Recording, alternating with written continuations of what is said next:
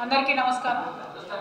ఈరోజు నిజామాబాద్ జిల్లాకు గౌరవనీయులు భారతదేశ ప్రధానమంత్రి గారు నరేంద్ర మోడీ గారు వచ్చారు। వారు ఎన్నికల సందర్భంలో భారతీయ జనతా పార్టీకి సంబంధించి ఎలక్షన్ ర్యాలీలో మాట్లాడుతూ చాలా విషయాలు చెప్పడం జరిగింది। అందులో ప్రధానంగా నిజామాబాద్ పట్టణం మీద నిజామాబాద్ జిల్లా మీద వారు ఇక్కడ నాయకులు మరి ఏం రాసిచ్చిందో తెలియదు కానీ వారి స్థాయికి మాట్లాడకూడని చాలా విషయాలు మాట్లాడినట్టుగా నాకు అనిపించింది। మరి అంత పెద్ద స్థాయిలో దేశ ప్రధాని వచ్చి నిజామాబాద్ గురించి ఇటువంటి మాటలు మాట్లాడితే మా జిల్లా ప్రజలు అపార్థం చేసుకోకూడదు కాబట్టి మరీ ముఖ్యంగా నిజామాబాద్ పట్టణం గురించి పదే పదే వారు మాట్లాడినారు కాబట్టి మా పట్టణ ప్రజలు అపార్థం చేసుకోకూడదు కాబట్టి నేను కొన్ని విషయాలు మీడియా మిత్రుల ద్వారా మా పట్టణ ప్రజలకు జిల్లా ప్రజలకు చెప్పదలుచుకున్నాను। ప్రధానంగా నిజామాబాద్లో అసలు అభివృద్ధి లేదు। నేను హెలికాప్టర్లోంచి చూస్తే అత్యంత పేద రాష్ట్రాల్లో కూడా ఇటువంటి పరిస్థితి ఉండదు అని వారు చెప్పడం నిజంగా చాలా బాధాకరం। ఎందుకంటే నిజామాబాద్ పట్టణం గత 4.5 సంవత్సరాలలో ఎన్నో మౌలికమైనటువంటి సదుపాయాలను కల్పించుకుంటూ ముందుకెళ్తున్నాం। అత్యంత పేద రాష్ట్రాలలో మరి ఉండనటువంటి ఎన్నో అంశాలు నిజామాబాద్ పట్టణంలో ఉన్నాయి। వాస్తవానికి ఇవాళ నిజామాబాద్ మీరు ఓన్లీ పట్టణం చూసుకుంటే ప్రతి నెల 28,000 మందికి ఆసరా పెన్షన్లు ఇస్తున్నాం। అంటే ప్రతి నెల 2,80,00,000 రూపాయలను ఆసరా పెన్షన్ల రూపంలో టీఆర్ఎస్ పార్టీ ప్రభుత్వం నిజామాబాద్ పట్టణ ప్రజలకు ఇస్తున్నారు। అంటే ఆ పేద రాష్ట్రాలలో ఇటువంటి పరిస్థితి ఉండదు। ఇది సంక్షేమ రాష్ట్రం కాబట్టి పేదలను పట్టించుకునే రాష్ట్రం కాబట్టి నిజామాబాద్ పట్టణంలో ఉండేటటువంటి పేదవారికి 28,000 మందికి ప్రతి నెల పెన్షన్లు ఇచ్చి ఆదుకుంటున్నటువంటి ప్రభుత్వం టీఆర్ఎస్ పార్టీ ప్రభుత్వం। అదేవిధంగా నిజామాబాద్లో రోడ్లన్నీ తవ్వేసి ఉన్నాయని చెప్పి ప్రధానమంత్రి గారు చెప్పారు, దుమ్ము ధూళి ఉందని చెప్పారు। ఈ సందర్భంగా మరి గౌరవ ప్రధానమంత్రి గారు ఎప్పుడైనా కూడా స్మార్ట్ సిటీ అని చెప్పి వేరే దేశాలతో పోటీ పడాలని చెప్పి రకరకాల అంశాల గురించి వారు మాట్లాడుతూ ఉంటారు।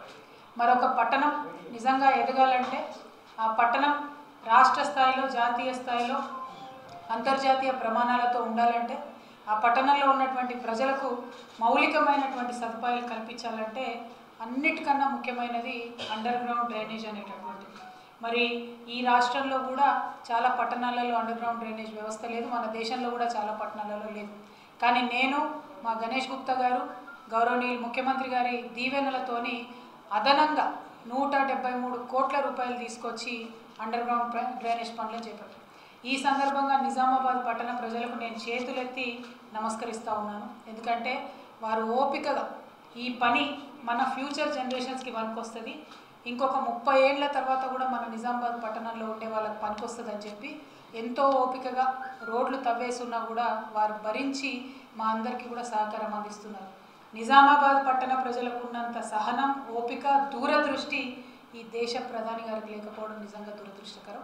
ఎందుకంటే మౌలిక వసతులు కల్పించాలంటే రోడ్లు తవ్వాల్సి వస్తుంది, దుమ్ము రేగుతుంది। మేము మా పట్టణ ప్రజలకు 3 సంవత్సరాల నుంచి చెప్తా ఉన్నాం, అండర్ గ్రౌండ్ డ్రైనేజ్ రిపేర్ చేయకుండా రోడ్లు వేయడం కష్టం, కానీ పనులు అయిపోయిన వెంటనే అద్భుతంగా రోడ్లు వేస్తామని చెప్పినాం। ఇవాళ చెప్పింది చెప్పినట్టుగా అండర్ గ్రౌండ్ డ్రైనేజ్ పనులు అయిపోయినాయి, మరి పెద్ద ఎత్తున రోడ్ల మరమ్మతు సాగుతుంది। ఇక్కడ ఉండే జర్నలిస్ట్ మిత్రులందరూ నిజామాబాద్ పట్టణ ప్రజలందరూ కూడా ఆ విషయాన్ని గమనించారు। దాదాపుగా 150 కోట్ల పైచీలకు రోడ్ల మీద మనం పెట్టడం జరిగింది। అంటే కింద చెత్త చెదారం వదిలేసి మీద మీద బ్యూటిఫికేషన్ చేసుకుంటే కూడా ఆ పట్టణాలు నిలబడవు। మరి అటువంటి మౌలికమైనటువంటి మార్పులు నిజామాబాద్ పట్టణంలో చేస్తున్నాం। మరి ఇక్కడ ఉండేటటువంటి స్థానిక బీజేపీ నాయకులు ఆయనకి ఏం చెప్పిర్రో, వారు అట్లా ఎందుకు మాట్లాడిరో నాకు తెలియదు, కానీ వారంత స్థాయి తగ్గించుకొని మాట్లాడడం నిజంగా కూడా బాధాకరంగా ఉంది। అదేవిధంగా ఈ యొక్క సందర్భాన్ని పురస్కరించుకొని నిజామాబాద్ పట్టణ చేసుకుంటున్నాను। దయచేసి పత్రికా మిత్రులు మరి ఉన్నట్టుగా వాస్తవాలను వారికి చెప్పాలని చెప్పి మీకు విజ్ఞప్తి చేస్తున్నాను। ఉదాహరణకు ఇవాళ అండర్ గ్రౌండ్ డ్రైనేజ్కి 173 కోట్లు ఇచ్చుకుంటే ఈ 3 ఏళ్లలో మనం 300 కోట్లు స్టేట్ ఫండ్ నుంచి డైరెక్ట్గా మున్సిపాలిటీస్కి ఇచ్చుకున్నాం। నాకు తెలిసి ప్రధానమంత్రి గారు మరి వారణాసి మున్సిపాలిటీ కూడా ఇన్ని ఫండ్స్ ఇస్తారో ఇవ్వరో నాకు డౌటే, ఎందుకంటే అక్కడ కలెక్ట్ అయిన ఫండ్స్ తప్పితే వేరే ఫండ్స్ని ప్రజలకు ఇవ్వరు మున్సిపాలిటీస్లో। కానీ కేవలం మన రాష్ట్రంలో రాష్ట్ర ఖజానా నుండి డైరెక్ట్గా డబ్బులు ఇవ్వడం జరుగుతుంది. సో 2016, 17, 17, 18, 18, 19 కలిపి ప్రతి సంవత్సరం 100 కోట్లు రాష్ట్ర ఖజానా నుంచి నిజామాబాద్ కార్పొరేషన్కి ఇవ్వడం జరిగింది. అట్లానే 100 కోట్లు అదనంగా స్పెషల్ డెవలప్మెంట్ ఫండ్ కింద కేటీఆర్ గారు ఇవ్వడం జరిగింది. తర్వాత మిషన్ భగీరథ, దీని మీద కూడా గౌరవ ప్రధానమంత్రి గారు మాట్లాడినారు. మీకు తాగడానికి ప్రజలకు నీళ్ళు ఇవ్వలేదని చెప్పినారు. ఒక్క నిజామాబాద్ పట్టణంలోనే 145 కోట్ల రూపాయలతోని మరి మంచినీళ్ళు ఇచ్చేటటువంటి కార్యక్రమానికి మనం పనులు చేసుకుంటా ఉన్నాం. అందులో భాగంగా ఇక్కడ మా ఎమ్మెల్యే గారిని నేను ప్రత్యేకించి అభినందించాలి. ఈ తెలంగాణ రాష్ట్రం వచ్చినప్పటి నుండి ఇప్పటి వరకు ఏ ఒక్క ఎండాకాలం కూడా ప్రజలు రోడ్ల మీదకి వచ్చి మాకు మంచినీళ్ళు ఇవ్వాలి అని ధర్నా చేయకుండా కష్టపడి అశోక్ సాగర్లో నీళ్ళుంటే అశోక్ సాగర్ నుండి, అల్లిసాగర్లో నీళ్ళుంటే అల్లిసాగర్ నుండి కంప్లీట్గా తీసుకొచ్చి ఒక్క సమ్మర్లో కూడా ప్రజలకు ఇబ్బంది లేకుండా చేసినటువంటి ఘనత టీఆర్ఎస్ పార్టీని. మరి ఈ అంశాన్ని ఇక్కడ బీజేపీ నాయకులు రాయలేదేమో, మోడీ గారు వేరే రకంగా చదివిండ్రు. ఇక్కడ నీళ్లు లేని పరిస్థితి అయితే నిజామాబాద్లో లేదనే విషయాన్ని గౌరవ మోదీ గారికి మేము తెలియజేస్తా ఉన్నాం. అదేవిధంగా ఎన్నో రోజుల నుంచి నిజామాబాద్ పట్టణంలో పెండింగ్ ఉంది, మీకు తెలుసు. రైల్వే లైన్ పనులు, రైల్వే బ్రిడ్జ్ పనులు, అది కూడా విజయ్ టాకీస్ దగ్గర 20 కోట్ల రూపాయలతో మనం చేసుకుంటున్నాం. మన నిజామాబాద్ జిల్లాలో కొత్త కలెక్టరేట్, అట్లానే ఐటీ హబ్ 50 కోట్ల రూపాయలతోని ఐటీ హబ్ని ఇక్కడ నిర్మాణం చేసుకుంటున్నాం. డబుల్ బెడ్రూమ్ హౌసెస్ కూడా 145 కోట్లతోని ఇక్కడ శరవేగంగా నిర్మాణ పనులు జరుగుతున్నాయి. అంతేకాదు కేవలం విద్య మీద, కొత్త విద్యా సంస్థల మీద 24 కోట్ల రూపాయలని కూడా మనం ఇక్కడ ఖర్చు పెట్టడం జరిగింది. మరి 97 కోట్లు హాస్పిటల్ గురించి కూడా మోదీ గారు మాట్లాడిండ్రు. చాలా హాస్యాస్పదంగా ఉంది. మెడికల్ కాలేజీకి కనీస వసతులు లేవని చెప్పారు.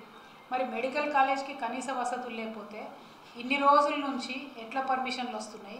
సెంట్రల్ గవర్నమెంటే ఇస్తుంది కదా పర్మిషన్, నేనైతే ఇవ్వను కదా. ఎట్లా సీట్లు పెంచుతున్నారు సంవత్సరం?